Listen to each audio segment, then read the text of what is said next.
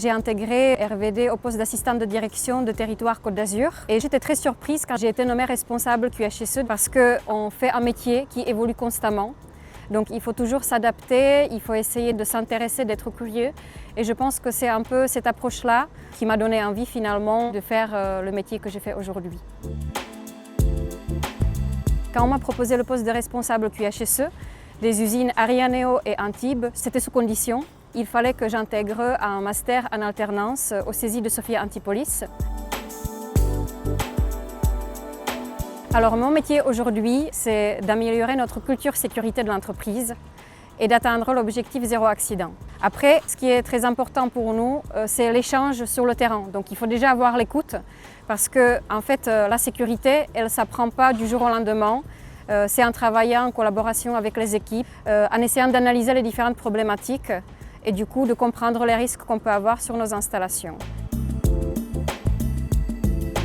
De là vient aussi la communication, finalement comment on veut transmettre un peu nos messages par rapport à la stratégie du groupe qui est déployée parce qu'en fait il faut adapter son discours en fonction de nos interlocuteurs.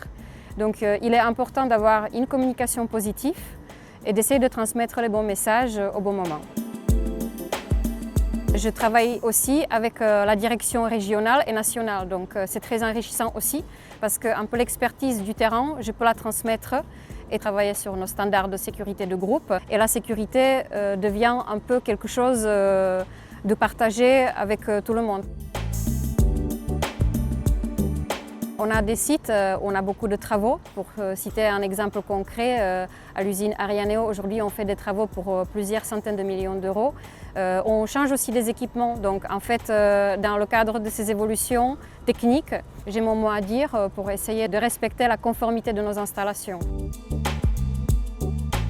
Il est important d'avoir une certaine rigueur pour pouvoir gérer un peu les priorités parce qu'on peut avoir plusieurs sujets qui se superposent, d'être à l'écoute, d'avoir aussi un bon rédactionnel parce que parfois il faut rédiger des supports et avoir aussi un esprit d'analyse parce qu'il faut savoir analyser les choses mais aussi proposer des solutions.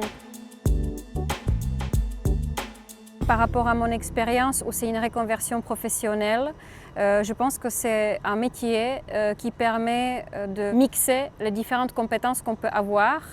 Et puis, on a quand même une certaine autonomie dans nos tâches au quotidien. Et ça, c'est un vrai atout chez Veolia, c'est-à-dire qu'on peut vraiment se réaliser professionnellement.